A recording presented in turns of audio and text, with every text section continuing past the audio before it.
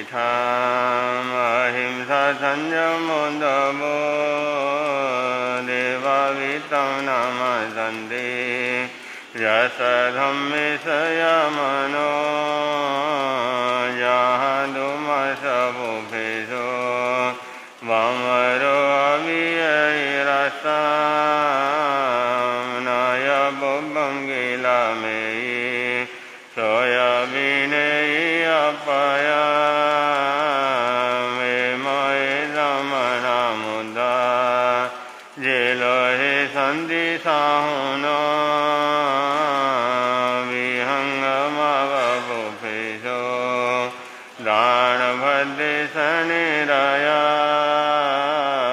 वयं जवितिं लभामो नाये गोयि उवहमयि आहगणेशुरियन्दे कोफे शुभमरुजः महुगरसमबुद्धा ये भवन्ति अनिशया नानाबिन्दरया तेन वोचन्ते साहुनो दिवेमि।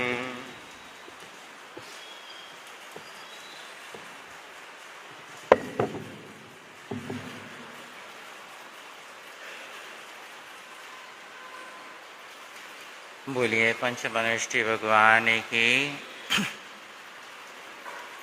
आगाले प्रभु के गीत, आगाले प्रभु के गीत, तेरे दिन बीत जाते हैं। आगाले प्रभु के गीत, तेरे दिन बीत जाते हैं। तेरा सोना पड़ा रे संगीत, तेरा सोना पड़ा रे संगीत, तेरे दिन बीत जाते हैं। आगाले प्रभु के गीत। कभी है आना कभी है जाना, कैसा ये जीवन का फेरा। कभी है आना कभी है जाना, कैसा ये जीवन का फेरा। कभी है मिलना कभी बिछड़ना, दुनिया है 2 दिन का डेरा। कभी है मिलना कभी बिछड़ना, दुनिया है 2 दिन का डेरा। यह तो है पुरानी रीत, यह तो है पुरानी रीत, तेरे दिन बीत जाते हैं। आगाले प्रभु के गीत, आगाले प्रभु के गीत, तेरे दिन जाते हैं। मेरा मेरा क्यों करता है पगले, कौन यहाँ पर है तेरा। जिसके पीछे भूला प्रभु को, मोह माया का है घेरा। इस जग की है झूठी प्रीत, इस जग की है झूठी प्रीत, तेरे दिन बीत जाते हैं। आगाले प्रभु के गीत, तेरे दिन बीत जाते हैं। ना कोई संगी ना कोई साथी, अजब है दुनिया का मेला। आए अकेला जाए अकेला, झूठा है सारा झमेला। यहाँ कौन है किसका मीत, यहाँ कौन है किसका में, तेरे दिन बीत जाते हैं। आगाले प्रभु के गीत, तेरे दिन बीतते हैं। दुनिया की माया से दिल को लगा कर, पगले क्यों जीवन को हारे। मिला तुझे अनमोल ये जीवन, इसको ना यूं ही गवारे। ले जीवन की बाजी जीत, ले जीवन की बाजी जीत, तेरे दिन बीत जाते हैं। आगाले प्रभु के गीत, तेरे दिन बीत जाते हैं। तेरा सोना पड़ा रे संगीत, तेरा सोना पड़ा रे संगीत, तेरे दिन बीत जाते हैं। आगाले प्रभु के गीत, तेरे दिन बीत जाते हैं। आगाले प्रभु के गीत, तेरे दिन बीत जाते हैं। बोले शासनपति श्रवणगान महावीर स्वामी की।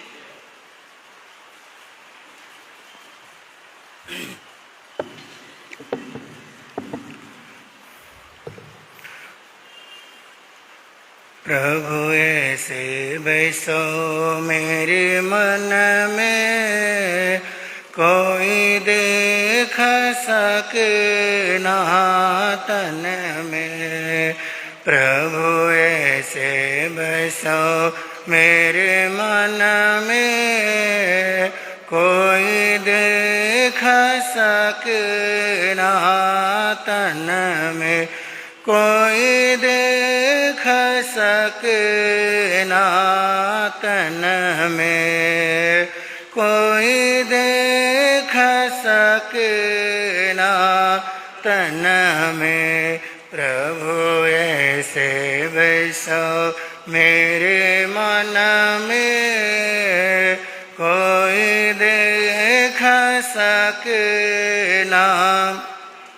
जैसे फूलों में खुशबू समाई, जैसे फूलों में खुशबू समाई, वो किसी को नजर नहीं आई, वो किसी को नजर नहीं आई। तुम भी ऐसे बैसो मेरे मन में, कोई देख सके ना तन में। तुम भी ऐसे बैसो मेरे मन में, देख सके ना। जैसे मेहंदी में रंग है समाया, जैसे मेहंदी में रंग है समाया, वो किसी को नजर नहीं आया, वो किसी को नजर नहीं आया। तुम भी ऐसे बैसो मेरे मन में, कोई देख सके ना तन में। तुम भी ऐसे बैसो मेरे मन में, कोई देख सके ना। बोलिए भगवान महावीर स्वामी की। है समय नदी की धार की, जिसमें सब बह जाया करते। है समय बड़ा तूफान परबल पर्वत झुक जाया करते हैं। अक्सर दुनिया के लोग समय में चक्कर खाया करते, लेकिन कुछ ऐसे होते जो इतिहास बनाया करते, इतिहास बनाया। अष्टकर्म के विजेता, शासन के महाप्राण, सर्वज्ञ सर्वदर्शी श्रवण भगवान महावीर स्वामी, परम घोर तपस्वी भक्त बसल स्वामी श्री निहाल चंद जी महाराज, चारों गुरुदेव राजऋषि गुरुदेव के पावन चरण कमलों में सशत नमन।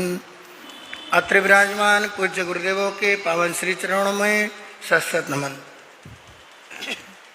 गुरु निहाल दरबार में उपस्थित धर्म प्रेमी बंधु हो, ममतामयी माताओं एवं बहनों, 65 वर्षीय बुजुर्ग अपने धर्मगुरु के चरणों में पहुंचा और अपने धर्मगुरु से निवेदन किया कि गुरुदेव, अब मेरी उम्र 65 वर्ष की हो चुकी है। मैंने अपने जीवन में जो कुछ भी करना था कर डाला और आगे की मुझे कुछ भी चाह नहीं है कि मैं कुछ करूं।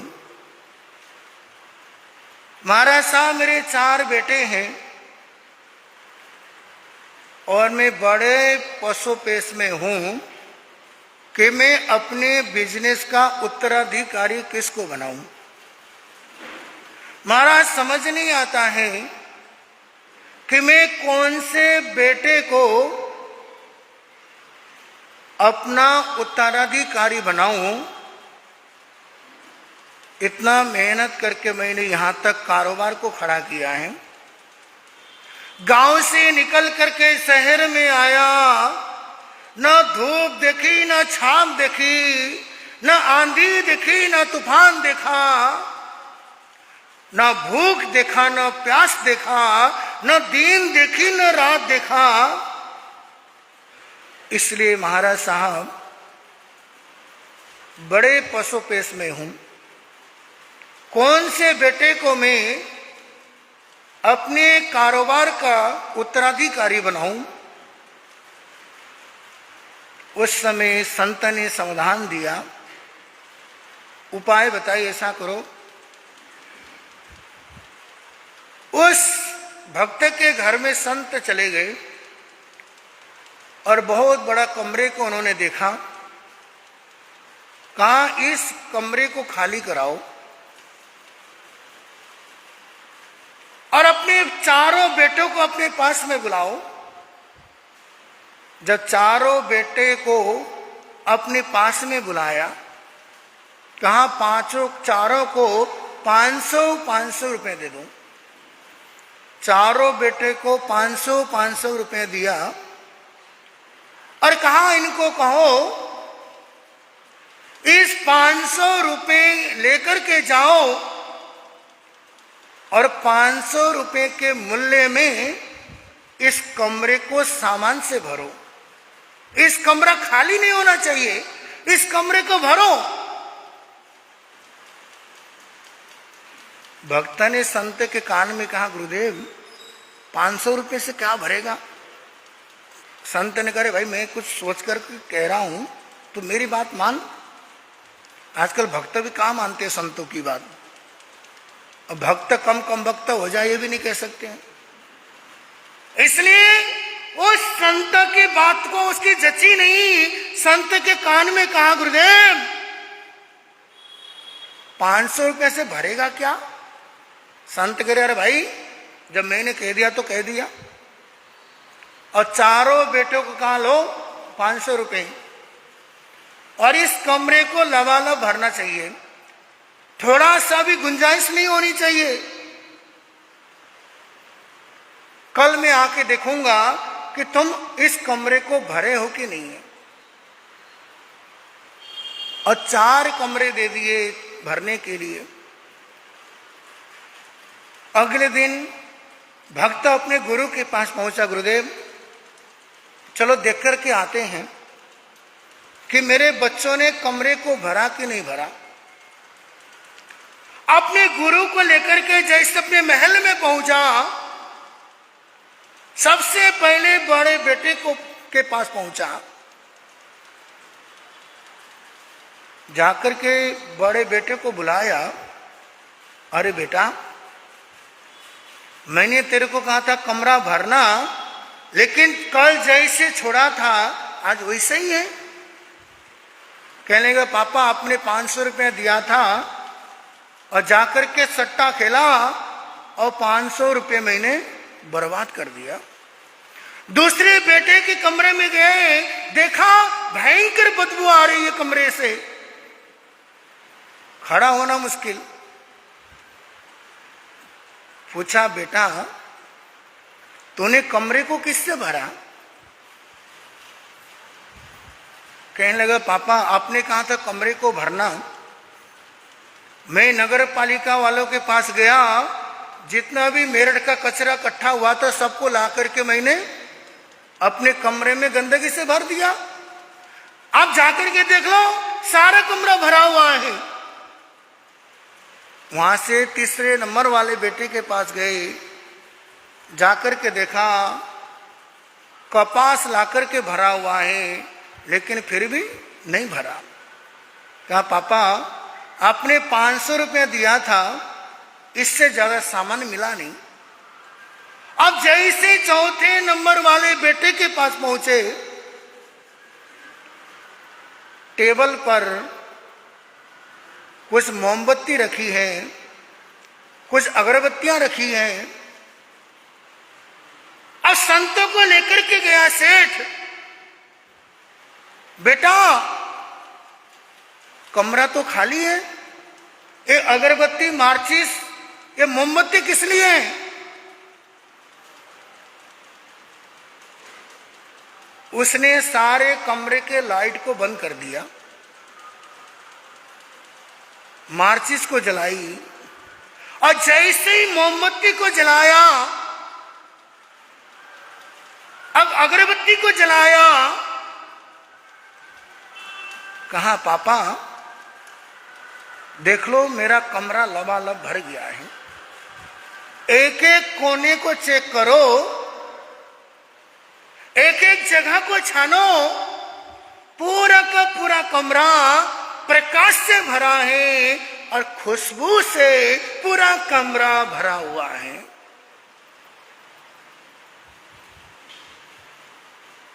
और जैसे छोटे बेटे ने ये कहा, और छोटे बेटे ने कहा पापा ये लो 400 रुपये, क्योंकि 100 रुपये में मेरा काम हो गया है, इसलिए पापा ये 400 रुपये वापिस ले लो। अब सेठ और संत जब अपने स्थान पर पहुंचे तो सेठ ने महाराज से पूछा, महाराज कुछ बात समझ आई?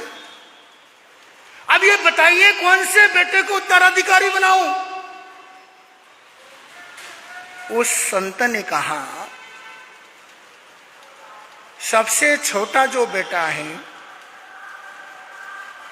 वही उत्तराधिकारी के लायक है।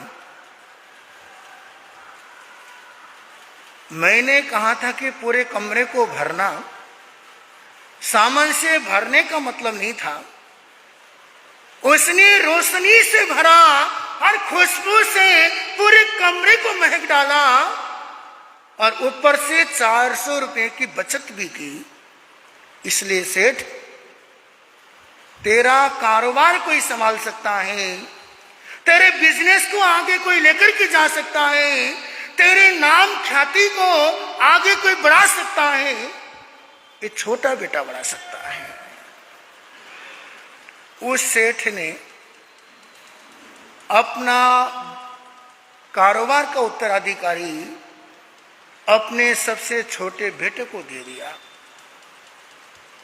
बंधु, उत्तराधिकारी चुनने में बहुत सावधानी रखनी पड़ती है, चाहे परिवार में हो, चाहे समाज में हो, चाहे प्रदेश में हो चाहे राष्ट्र में हो।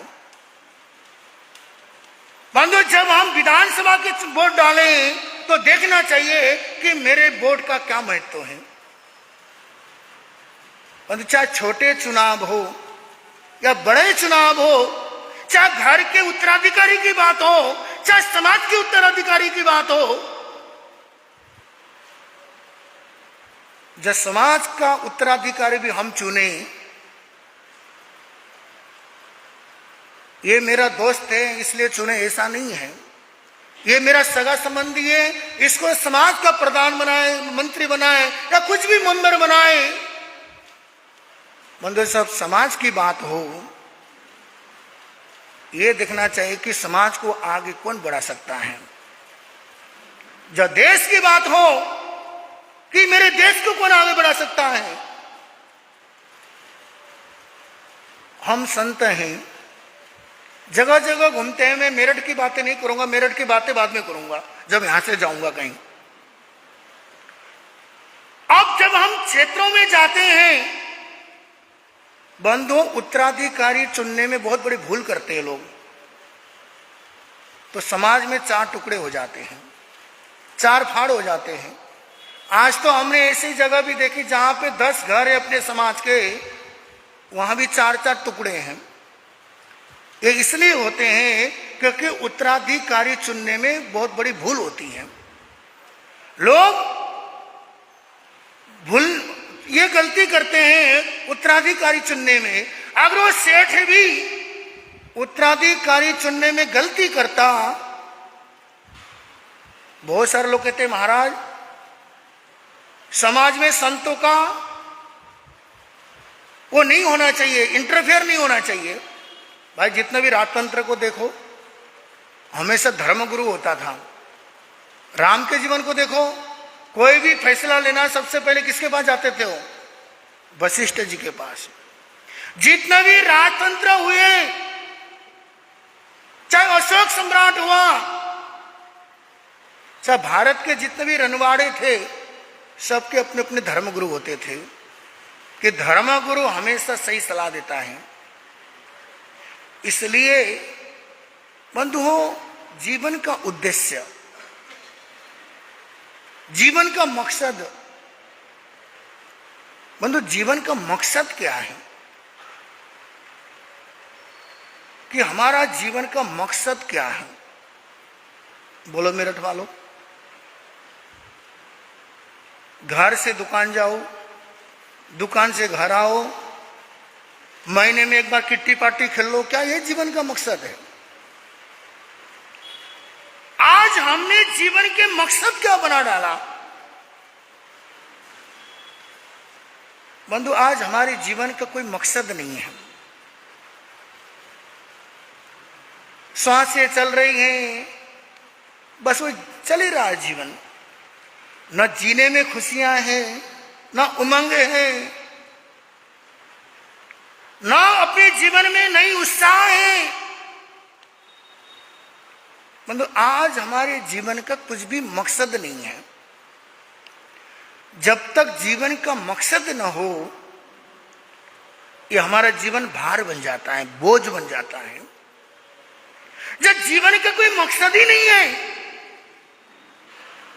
जब हमारा जीवन हम दो हमारे दो इतने में सिमट के रह जाता है, तो जीवन का कोई मकसद नहीं रह जाता है। कहते हैं भगवान, ये सनातन कथा आती है, हमारा जैन धर्म के अनुसार नहीं है कहानी। सनातन में कहानी आती है, भगवान सृष्टि का निर्माण कर रहे थे। उन्होंने सबसे पहले खिलौने को उठाया, उसमें प्राण भरा। प्राण भरने के बाद उसका नाम उन्होंने गधा रख दिया।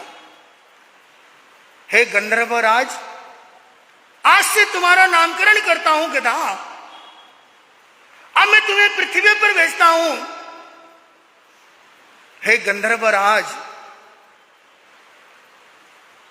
तुम बहुत मेहनती बनोगे, तुम्हारे कंधे को मैंने बहुत मजबूत बनाया है, तुम्हारे पैरों को बहुत मजबूत किया है,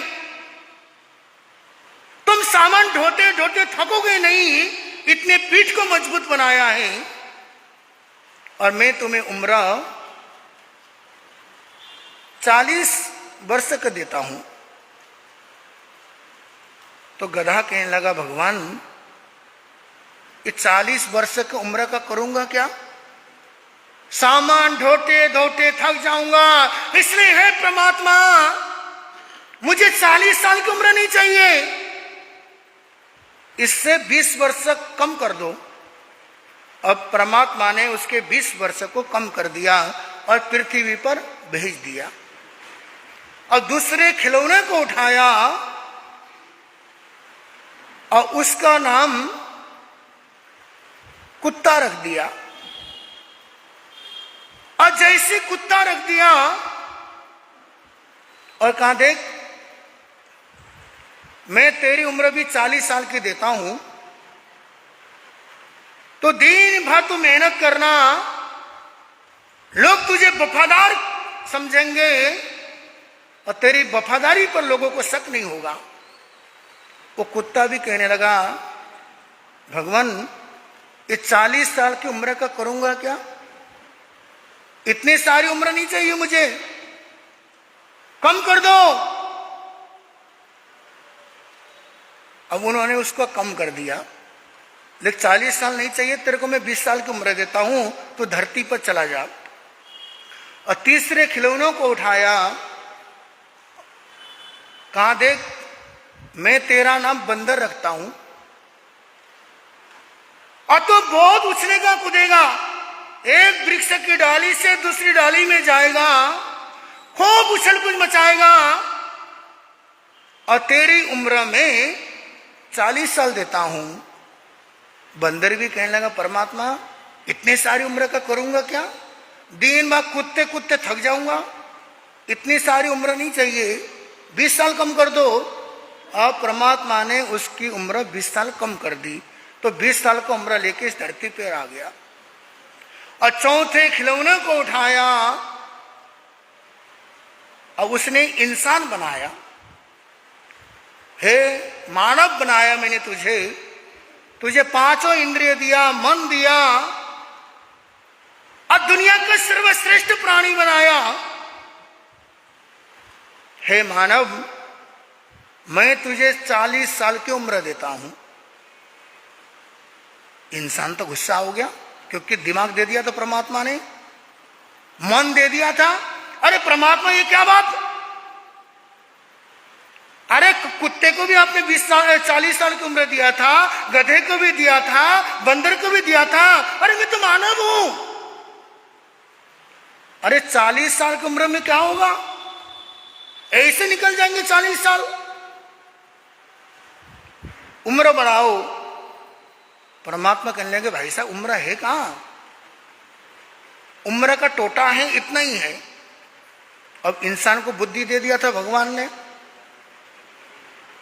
कहा परमात्मा टोटा नहीं है, आपके उम्र के खजाने में और उम्र है। 20 साल बचा है कुत्ते का, 20 साल बचा है गधे का, 20 साल बचा है बंदर का। भगवान ने भी सोचा, भाई मानव बना के मैंने भूल की है इसके ऊपर, कि मेरे को बेवकूफ बना रहा है, मेरे को ठग रहा है। जब भगवान के सामने इंसान कहने लगा, भगवान जो गधा 20 साल उम्र छोड़ के गया वो उम्र भी मुझे दे दो, जो कुत्ता 20 साल की उम्र छोड़ के गया उसकी उम्र भी मुझे दे दो, और बंदर की उम्र भी मुझे दे दो। अब वो सब उम्र लेकर के इस धरती पर आया। मतलब इस कहानी का यथार्थ देखिए, सत्यता देखिए। आज जो इंसान सही उम्र जो जीता है, 40 साल तक ढंग की जीवन जीता है, अपना जो जीवन जीता है वो 40 साल तक अपना जीवन जीता है। जब 40 साल के बाद फिर किसकी जिंदगी जीता है? बोलो जितेश भैया। गधे की, घर से दुकान, दुकान से घर, दिन रात मेहनत करता रहता है, और जब गधे की 20 साल उम्र खत्म हो जाती है, उसके बाद कौन सा उम्र शुरू हो जाता है? कुत्ते की उम्र शुरू हो जाती है। वो कैसे? दिन भर घर की रखवाली करनी होती है, और क्या है, सास ससुर का काम क्या है? बेटे वो कोई घूमने जा रहा है मनाली, कोई जा रहा है विदेश, तो घर की रखवाली कौन करे? माफ करना, क्योंकि इंसानी तो उम्र लेके आए हैं कुत्ते वाली। अब ये देखिए 40 साल तक अपनी जिंदगी जीता है, फिर गधे की जिंदगी जीता है, फिर 20 साल की जो उम्र है वो कुत्ते की जैसी जिंदगी जीता है। जैसे कुत्ता घर के बाहर रहता है, दिन भर इधर उधर देखता रहता है, तो घर में बुजुर्गों की हालत भी उस कुत्ते जैसी हो गई है। तो दिन भर चौकीदारी करने में, रात रात भर खास खास के जागने में वो 20 साल की उम्र क्या है, बुजुर्गों की निकल जाती है। और उसके बाद 20 साल की उम्र किसकी है? बंदर की। 15 दिन बड़े बेटे के घर में फुदकेंगे, 15 दिन छोटे बेटे के घर में, 1 महीना बेटी के घर में, 15 दिन उसके घर में। जैसे बंदर एक डाली से दूसरी डाली में छलांग मारता है, बुजुर्गों की हालत भी जब बंदर की उम्र शुरू हो जाती है, एक दूसरे बेटों के ऊपर निर्भर रहते हैं। कब वो बेटा लेने आएगा, कब मेरी बेटी लेने आएगी। तो ये बंदर की उम्र क्या है, अंत में जाके शुरू हो जाती है। तो मेरठ वालों, जीवन का मकसद ये नहीं है कुत्ते की जैसी हम जिंदगी जिए, गधे की जैसी जिंदगी जिए, उस बंदर की जैसी जिंदगी जिए, ये कोई जिंदगी नहीं है। तो जीवन का उद्देश्य क्या है, वो कल के प्रवचन के अंदर रखने का प्रयास किया जाएगा कि हमारा जिंदगी का उद्देश्य क्या होना चाहिए, हमारा जीवन कैसा होना चाहिए। कल के प्रवचन में रखने का भाव रखेंगे। इन्हीं शब्दों के साथ में ओम ब्रह्म।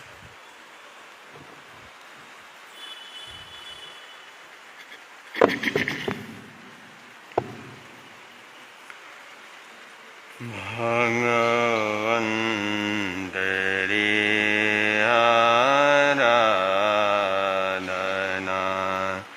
मेरी जिंदगी के शान हो।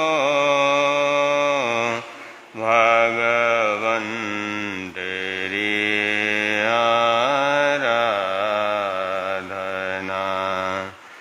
मेरी जिंदगी के शान हो। मुझे कहीं वरदान दो, मेरी आत्मा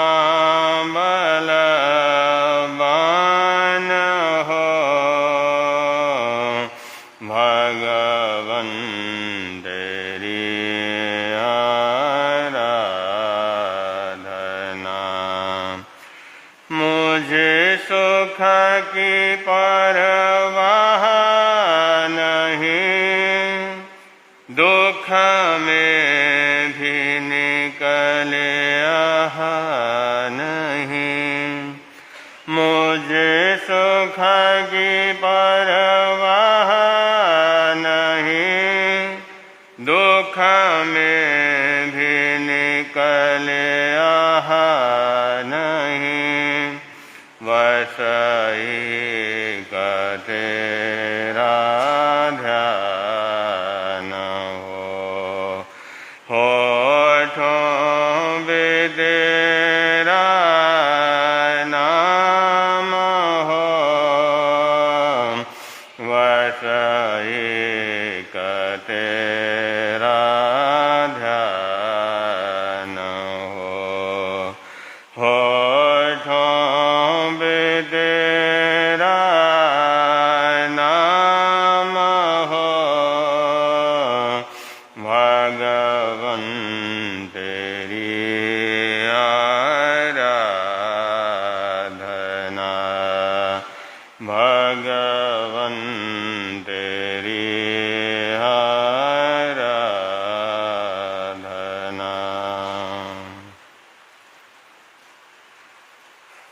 परमपिता परमात्मा, क्षमा और शांति के देवता शरमण भगवान महावीर स्वामी आराध्य गुरुदेवों के पावन चरण कमल में सशब्द वंदन करने के पश्चात उपस्थित धर्मानुरागी भाइयों, माताओं एवं बहनों, चातुर्मास कल्प के उपलक्ष्य में आप लोग जीवन को सुंदर बनाने के लिए, पवित्र बनाने के लिए इंसान से महान और महान से भगवान बनने के लिए हमें किन बातों का पालन करना आवश्यक है, किन पापों से बचना हमें आवश्यक है और उन पापों की चर्चा क्या कर रही है, चल रही है।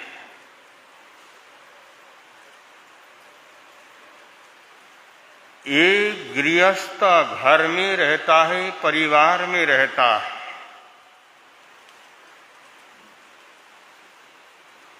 घर में रहते हुए, परिवार में रहते हुए कौन से झूठ हमें बोलना चाहिए और कौन से झूठ हमें क्या है बोलना नहीं चाहिए।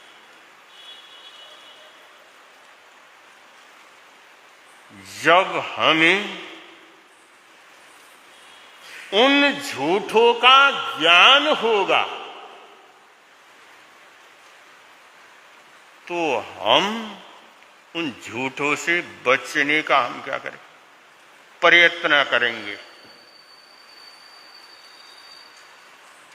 जब हम कभी कोई बात सुनते हैं और जब कभी समय आता है, उस समय जो सुने हुए हमारे शब्द हैं, उस समय हमारे मस्तिष्क में क्या कर जाते हैं, उपस्थित हो जाते हैं। उस समय वो व्यक्ति गलत काम करते हुए वो सोचने लगता है, विचार करने लगता है कि मैं ऐसा झूठ क्या करूंगा, बोलूंगा। अब जिसको समझ ही नहीं है, झूठ का ज्ञान ही नहीं, वो बड़े आराम से क्या करता है, झूठ बोल देता।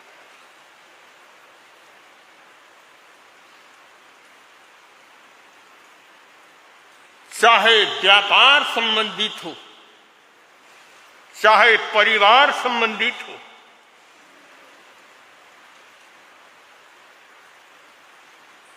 और बहुत बार तो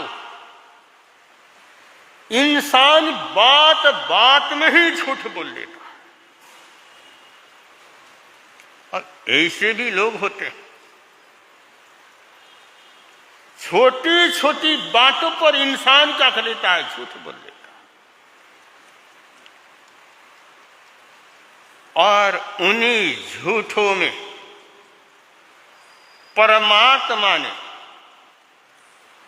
4 प्रकार के जो झूठ हैं, इस श्रावक को क्या करना है, उनसे बचना। कन्ना लिए, गोवा लिए, भूमा लिए और नासा बहार। कन्या के बारे में, गाय भैंस के बारे में, भूमि के बारे में, और नासा बहारो चौथा झूठ है, धरोहर के बारे में। वो धरोहर क्या, जैसे आपका कोई मित्र है या आपकी कोई सहेली है, आपस में बहुत गाढ़ी चाहे मित्रता है, समझ लीजिए आपका कभी काम क्या कर गया, कम हो गया, घाटा हो गया, नुकसान हो गया, आप अपने दोस्त के पास नहीं गए या आप अपनी सहेली के पास नहीं गई, मेरा इतना नुकसान हुआ है, उस काम करने के लिए मेरा कुछ सहयोग क्या है कीजिए। आपके मित्र ने वो सोचता है कि चलो मित्र मेरा है, जहां गाढ़ी मित्रता होती है वो भी सोचता है कि चलो ये परेशान है, दुखी है, तो अगर मैं मित्र हो करके भी अगर उसका सहयोग नहीं करूंगा, क्योंकि जिसके दिल में इंसानियत होती है, दया और करुणा होती है, वो इंसान कभी किसी के दुख दर्द को क्या कर सकता, देख नहीं सकता, उसकी परेशानी को देख नहीं सकता। वो सोचता है कि चलो इतना दुखी है, इतना परेशान है, तो मैं अपने मित्र की क्या करूं, मैं सहायता करूं। वो 8-10 लाख रुपए जितना उसके पास हैसियत है, कोई 8 देगा, कोई 10 देगा, कोई 5 देगा, जितनी उसके पास में क्षमता उसने उसको क्या कर दिया, दे दिया कि ले दोस्त, अब ये पैसे ले और काम क्या कर तू शुरू कर, जब तेरे पास हो जाएंगे वो तब मुझे क्या कर देना।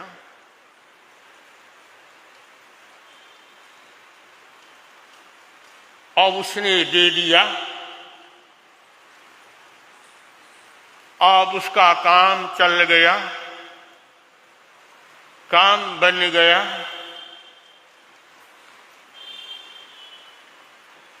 अब एक बात है, एक इंसान के पास में पैसे नहीं है, नहीं दिया तो कोई बात नहीं। अब जिसके पास होंगे तो क्या करेंगे, देंगे। अगर जिसके पास है ही नहीं देने के लिए, अब वो आदमी कहां से देगा। लेकिन उस आदमी के पास देने की क्षमता भी है, सामर्थ्य भी है, कमाई भी हो रही है, लेकिन अब वो आदमी पैसे मांगने के लिए जाता है। अब तेरे पास है मित्र और तुम मुझे क्या कर पैसे दे।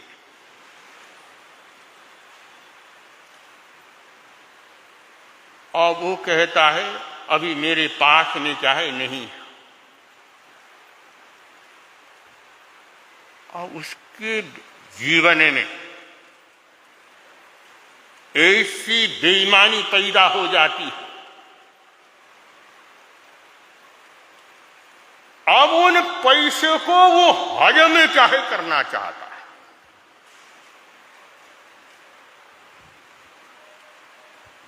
अब इसको क्यों देना पैसे, और इसके पास कोई कमी तो है ही नहीं।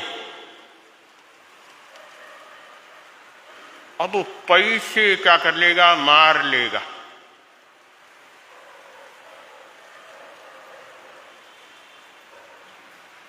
अब आप लोग तो व्यापारी हो अच्छी तरह से, आप लोग हमारे से भी ज्यादा आप क्या करते हो, जानते हो। अब आपके व्यापार में कहीं पर आपने 30, कहीं 20, कहीं 15 लाख आपने क्या है लगाए हुए। अगर आप उन लोगों के पास जाकर के आप क्या करते हो, उस भाई से कहते हो कि भैया तुम मुझे कुछ रुपये क्या कर दो, दे दो, लेकिन वो कहता है कल आइए, परसों आइए, 1 महीने के बाद दूंगा। 1 महीने के बाद जाओगे, फिर कहेगा अभी तो मेरे पास है ही नहीं, 2 महीने के बाद आना, और 2 महीने के बाद गया, कहेगा अभी मेरे पास है नहीं, 5 महीने के बाद आना। अब वो आदमी कहता है चलो ज्यादा नहीं तो कम से कम कुछ न कुछ तो क्या कर दो, कुछ न कुछ तो दे दो। लेकिन वो कहता है नहीं, मेरे पास इतना देने के लिए अभी क्या है। अब आज इंसान वो दूसरों के पास विश्वास करके, दूसरों के भरोसे, और लाखों नहीं करोड़ों रुपया क्या करता है, लगाता है, देता है, या करोड़ों का माल क्या कर देता है, दे देता है। लेकिन वो आदमी उसके पैसे को क्या कर जाता है, हजम कर जाता है। लेकिन बार बार मांगने के लिए भी जाओगे, लेकिन वो आदमी क्या करेगा, देगा नहीं। और ऐसे जो इंसान है, ऐसे जो बेईमानी है, इसलिए परमात्मा ने कहा किसी के साथ ऐसा विश्वासघात क्या करो, मत करो। अब जो श्रावक होगा, जो जानकार होगा, वो कभी किसी के पैसे क्या करेगा, दबाएगा। इसलिए श्रावक को ऐसे मोटे झूठ जिससे वो दूसरे का जीवन क्या कर जाए, बर्बाद हो जाए, ऐसे धरोहर को दबाना परमात्मा ने बहुत बड़ा पाप क्या किया है बतलाया। और श्रावक को कैसा झूठ बोलने से भी क्या करेगा, कैसा झूठ श्रावक बोल सकता है। अब ये भी बतला दो, जैसे साधु और साध्वी, वो तो चाहे छोटा हो चाहे बड़ा हो, साधु साध्वी को तो भगवान ने बोल दिया कि तुम्हें कोई भी झूठ क्या करना, बोलना नहीं, और जैसा है और वैसा ही क्या करना, तुम्हें बोलना है। लेकिन श्रावक और श्राविका को ये जो झूठ है, ये चार है, ये तो बोलना नहीं है। लेकिन अगर आपके झूठ बोलने से किसी पंचेंद्रिय जीव की रक्षा होती हो, कोई पंचेंद्रिय जीव बचता हो, उस समय आप झूठ क्या कर सकते हो, बोल सकते हो। आप कैसे झूठ बोल सकते हो ये बतला देता हूं। आप एक जगह पर मैंने पढ़ी थी, जब हिंदुस्तान और जब पाकिस्तान की जब लड़ाई हुई थी, और उस समय एक हिंदू परिवार के पास में ही, एक ओसवाल परिवार के पास में ही एक मुसलमान का घर था, और उस घर में मियां बीवी दो ही मुसलमान क्या करते थे, रहते थे। लेकिन उसके पास में जो हिंदू परिवार रहते थे, उनके साथ में रोटी कटी की क्या थी, मित्रता थी।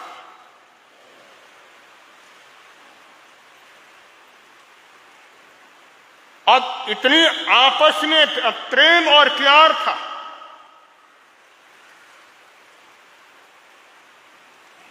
जब गुंडे लोग, जब आतताई लोग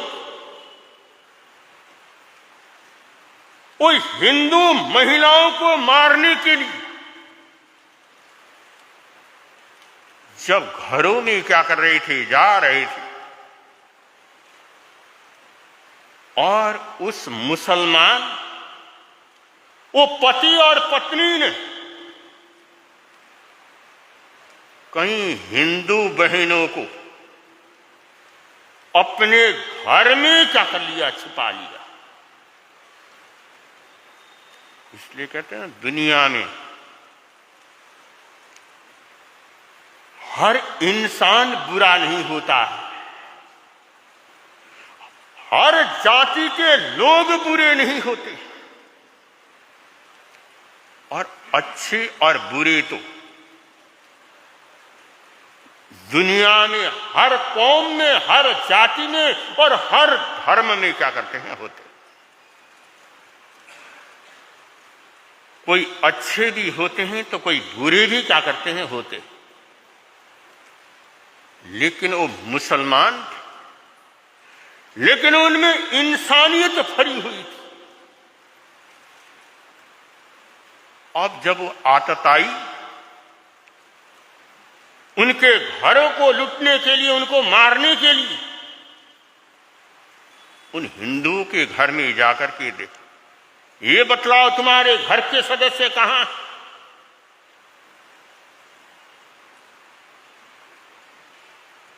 अब वो कहते यहां तो है ही नहीं, हमारे घर में तो कोई नहीं। और जो पास के मुसलमान के घर में जाते,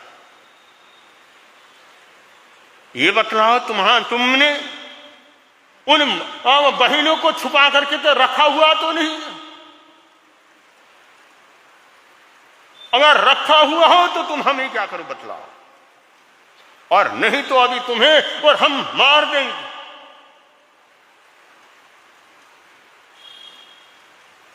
अब जो आतताई है वो किसी धर्म के, किसी जाति को, किसी को क्या करेंगे, नहीं देखें।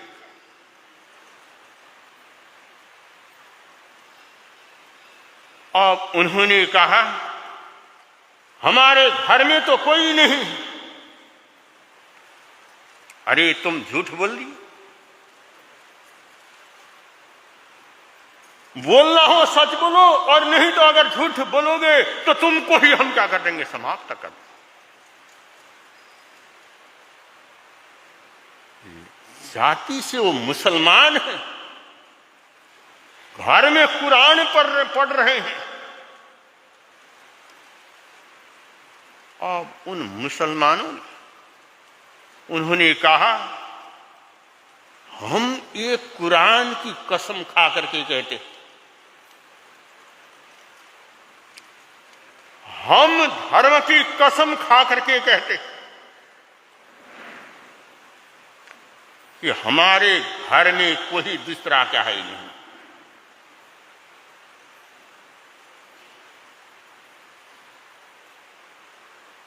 अब आप लोग जानते हो कि मुसलमान धर्म में अगर कुरान का कसम खा करके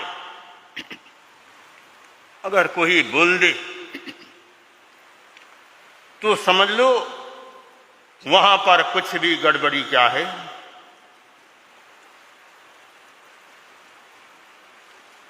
जब उन्होंने कहा कि हम कुरान शरीफ की कसम खा करके कहते हमारे घर में कोई नहीं, अब वो गुंडे वहां से क्या कर जाते, निकल जाते। अब जब इन्होंने अपने धर्म ग्रंथ की, धर्म की क्या है कसम खाई, अब ऐसे उन्होंने क्या किया, झूठ बोला।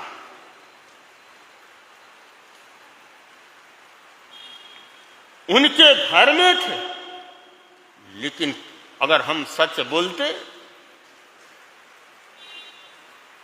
तो उनकी हत्या क्या कर जाती, हो जाती।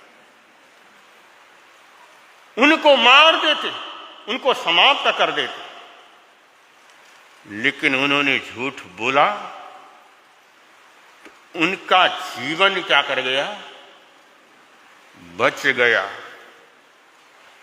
इसलिए श्रावक को, श्राविका को अगर किसी पशु पक्षी और किसी पंचेंद्रिय जीवों की रक्षा होती तो वहां पर अगर वो झूठ बोलेंगे तो भी वहां पर उनको इतना नुकसान नहीं है, इतना घाटा नहीं है। लेकिन जहां पर अगर पाप कर्मों का बंधन होता हो कन्या के लिए, ग्वाली के लिए और भूमि के लिए और धरोहर के लिए, तो वहां पर परमात्मा ने कहा कि ऐसा झूठ श्रावक और श्राविका को क्या करना है, नहीं बोलना। इसलिए परमात्मा ने कहा आदमी झूठ कब बोलता है, या तो जब क्रोध में आता है, क्रोध में आकर के झूठ बोलता है, या लोभ में आकर के क्या करता है, झूठ बोलता है, या भय के कारण झूठ बोलता है, और या हंसी के कारण क्या करता है, झूठ बोलता है। इसलिए प्रभु परमात्मा महावीर ने कहा कि तुम इन बातों को समझ करके तुम अपने जीवन में उस झूठ को छोड़ करके वो सत्य के महापथ के ऊपर तुम क्या करोगे, बढ़ोगे, तो तुम्हारी आत्मा पावन और पवित्र क्या करेगी, बनेगी। इन्हीं शब्दों के साथ में संकल्प हो हमारा इंसान हम बनेंगे, संकल्प हो हमारा इंसान हम बने, इंसान बन गए तो भगवान भी बनेंगे, इंसान बन गए तो भगवान भी बने। हमारे कहे गगन गे चमके हुए सितारे, हमारे कहे गगन गे चमके हुए,